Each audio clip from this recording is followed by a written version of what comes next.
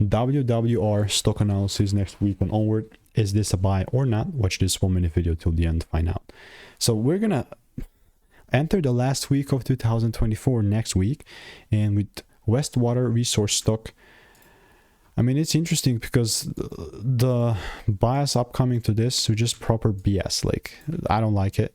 I have done 33,000 videos over the last 4 years and spent thousands of dollars on course mentorships.